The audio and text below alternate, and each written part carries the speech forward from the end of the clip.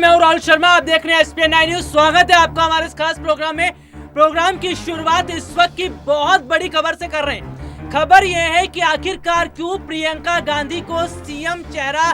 बनाने पर तूल दिया जा रहा है, और क्या वाकई में कहीं ऐसा तो नहीं है उत्तर प्रदेश में अगले साल जो विधानसभा चुनाव होने वाले हैं, उस विधानसभा चुनाव के दौरान कांग्रेस पार्टी की तरफ से सीएम चेहरा जो है वो प्रियंका गांधी होगा। आज मेरे साथ मेरी सहयोगी कशिश है जो आपको बताएंगी कि क्या वाकई में प्रियंका गांधी पर जो दांव कांग्रेस खेलना चाहती है वो कितना सफल रहेगा, और आखिरकार क्या वाकई में प्रियंका गांधी उत्तर प्रदेश के मुख्यमंत्री योगी आदित्यनाथ को टक्कर दे सकते हैं। तो पहला सवाल मेरी सहयोगी से यही रहेगा कि क्या लग रहा है, जिस हिसाब से अगर देखा जाए उत्तर प्रदेश में फिलहाल योगी आदित्यनाथ की जो फैन फॉलोइंग है या फिर कहा जाए लोकप्रियता कम नहीं है, लेकिन प्रियंका गांधी क्या उत्तर प्रदेश के जो मुख्यमंत्री योगी आदित्यनाथ है उनकी लोकप्रियता कम करते हुए कांग्रेस जो है वो बड़े अंतर से उत्तर प्रदेश का विधानसभा चुनाव जीतेगी?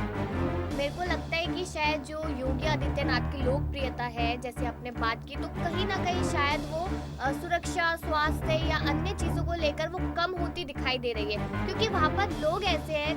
मैं कहना चाहूँगी कि निजी तबके के लोग वहाँ ज़्यादा रहते हैं। अगर उत्तर प्रदेश की बात कर रहे हैं तो उन लोगों को इन्हीं चीज़ों की ज़रूरत है कि उनके स्वास्थ्य पे ध्यान दिया जाए, उनकी शिक्षा पे ध्यान दिया जाए, उनके स्वास्थ्य पे ध्यान दिया जाए। लेकिन उसके बावजूद भी अगर योगी सरकार ये सब काम नहीं कर रही है तो कहीं ना कहीं जो कांग्रेस पार्टी, उसमें प्रियंका गांधी लगातार जमीनी स्तर पे काम करती हुई दिखाई दे रही है, तो लोग उन्हीं को पूरा अपना समर्थन देंगे। और आपको बता दें कि अभी जो विधानसभा चुनाव होने वाले उसको लेकर भी कांग्रेस पार्टी लगातार जद्दोजहद कर रही है, और कोरोना के टाइम से लेकर अभी तक प्रियंका गांधी लगातार जमीनी स्तर पे काम कर रही है, जिससे लगता है कि आने वाले समय में कहीं ना कहीं प्रियंका गांधी को इस चीज का पूरा फायदा होगा। प्रियंका गांधी को पूरा फायदा होगा। सबसे बड़ी बात अगर मैं कहूँ, महिला नेता होने के नाते लोकप्रियता उनकी भी कम नहीं है। उत्तर प्रदेश में जब से गई है प्रियंका गांधी, उन्होंने चुनाव जीतने के लिए जो रणनीति बनाई है, पार्टी कार्यकर्ताओं में जो नया जोश भरने का काम किया है, पार्टी कार्यकर्ताओं में जो उत्साह बढ़ाया है, ये काम करना इतना आसान नहीं है, वो भी उत्तर प्रदेश में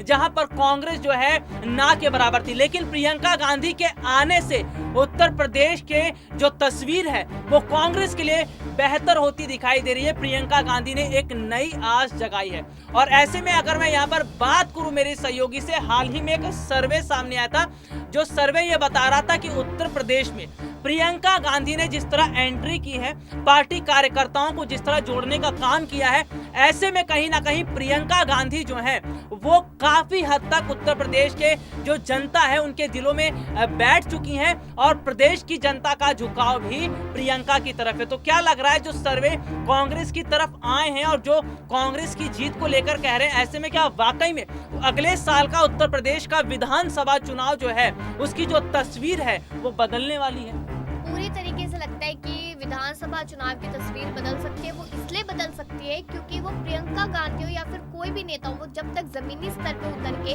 लोगों से संपर्क नहीं करेगा, जो सबसे ज्यादा जरूरी है, जब तक वो लोगों की बात नहीं समझेगा तब तक लोग किसी को भी वोट नहीं देंगे। अगर प्रियंका गांधी ऐसा कर रही है, जमीनी स्तर पे उतर के लोगों से लगातार संपर्क कर रही है, हर एक चीज को जानने की कोशिश कर रही है, और कहीं ना कहीं लोगों को वो चीज पसंद आ रही है कि हमारी बात एक इतने बड़े नेता तक पहुंच पा रही है, और शायद आने वाले समय में हमें उसका सॉल्यूशन भी मिलेगा। तो मुझे लगता है कि जो विधानसभा चुनाव है उसको देखते हुए पूरी तरीके से तस्वीर बदलेगी ही बदलेगी। तस्वीर बदलना लाजमी भी है। देखिए, बताएंगे क्यों आखिरकार तस्वीर बदलेगी, बताएंगे आपको ये भी कि प्रियंका का जादू किस कदर उत्तर प्रदेश में चल रहा है। पहले बात कर लेते हैं कि कैसे तस्वीर बदलेगी। तस्वीर बदल ली जा रही है क्योंकि प्रियंका गांधी ने जिस तरह उत्तर प्रदेश के लोगों की मदद की है, उत्तर प्रदेश के महिलाओं के लिए आवाज बुलंद की है, प्रियंका गांधी ने जिस तरह उत्तर प्रदेश के लोगों का दिल जीता है, इससे तस्वीर बदलेगी। और खास तौर पर अगर बात करें, उत्तर प्रदेश का विधानसभा चुनाव योगी आदित्यनाथ के लिए जीतना इतना आसान नहीं है,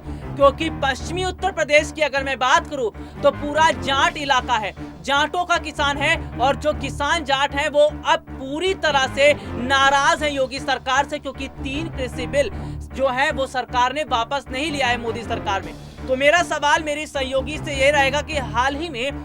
जो किसानों की बहुत बड़ी महापंचायत हुई, ये महापंचायत एक ट्रेलर के रूप में देखा जा रहा है, क्योंकि अगर देखा जाए जिस हिसाब से महापंचायतों के दौरान बहुत बड़ी संख्या में किसान इकट्ठा हुए तो क्या लग रहा है कि आपको, जो पश्चिमी उत्तर प्रदेश की बात करूं, वेस्ट यूपी जो पड़ता है, और वहां पर जिस हिसाब से जो जाट समुदाय है कहा जाए बहुत बड़ा फैक्टर उनका माना जाता है, तो क्या इस बार जाट समुदाय जो है वो योगी आदित्यनाथ के लिए बड़ी मुश्किल खड़ी कर सकते हैं? जिस तरह से राकेश टिकैत किसानों के बड़े नेता हैं, उस पर क्या कहना चाहिए? अब राकेश टिकैत जो है वो आपने जैसा कहा कि किसानों के बड़े नेता है और जाट समुदाय जो है तो वो पूरी की पूरी तरीके से मेरे को लगता है कि कहीं ना कहीं राकेश टिकैत की ही बात मानेगा, क्योंकि जो जाट समुदाय है वो किसानों का, अगर मैं बात अपनी भी करूँ तो मैं भी एक किसान फैमिली से ही बिलोंग करती हूँ, लेकिन जो कृषि बिल जो सरकार लेकर आई है जिसके लिए अच्छे से अभी तक कोई बात नहीं हुई है, आप लोग इतनी ज्यादा कंडीशंस रख देते हैं कि अगर आपको बात करनी है तो आप ये करिए या वो करिए। आप यहाँ के प्रतिनिधि है, आपको बात करने के लिए उनके पास जाना चाहिए, ना कि उनको अपने पास बार बार बुलाना चाहिए। तो इस वजह से मेरे को लगता है कि एक पूरा गुट होने की वजह से जो विधानसभा चुनाव है वो कहीं ना कहीं ऐसे मुश्किलों में पड़ सकता है, क्योंकि जब आप लोगों को खुश नहीं रख सकते, उनकी सुविधाएं नहीं पूरी नहीं कर सकते, आप उनके लिए कुछ नहीं कर सकते,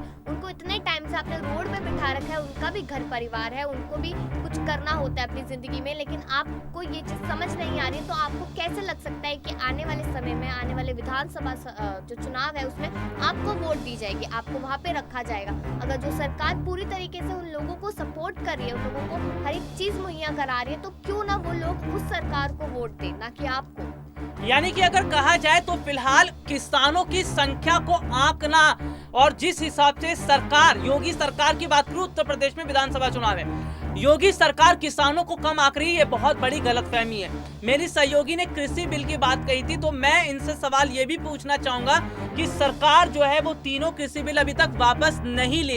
लिए, और जबकि ये है कि मोदी सरकार अपनी हट पर है कि कृषि बिल वापस नहीं होगा, किसान चाहे आने वाले कितने भी वर्षों तक यहाँ पर बैठे रहे। तो क्या लग रहा है कि आपको, हमारा देश का जो अन्नदाता, जो देश के लिए अनाज उगाता है, और अगर कहा जाए तो हमारा देश कृषि प्रधान देश है, क्योंकि भारत एक ऐसा देश है जहां पर कई फसलें होती है, ऐसे समय में क्या किसानों को नाराज करना ये नहीं लग रहा कि आपको मोदी सरकार के लिए भी चुनौती है और योगी सरकार के लिए भी चुनौती है? क्योंकि लोकसभा का भी चुनाव है साल 2024 का, और ये ना भूला जाए हरियाणा और पंजाब, ये दोनों स्टेट ऐसे हैं जहां पर बहुत बड़ी संख्या में किसान आते हैं, तो कहीं ऐसा ना हो सरकार अपनी हट को वजह से बहुत बड़ा जो चुनावी वोट है वो खो दे। इस पर आप क्या कहना चाहेंगे? मेरे को पूरी तरीके से लगता है कि जिस तरीके से दो गुट बटे हुए हैं, एक पंजाबियों का गुट है और एक जाटों का गुट है, और किसान है, जैसा आपने बोला कि पंजाब और हरियाणा दोनों किसानों से ज्यादा भरा हुआ है और वो हमारे अन्नदाता है, लेकिन उसको देखते हुए जिस तरीके से सरकार हट करके बैठी हुई है, तो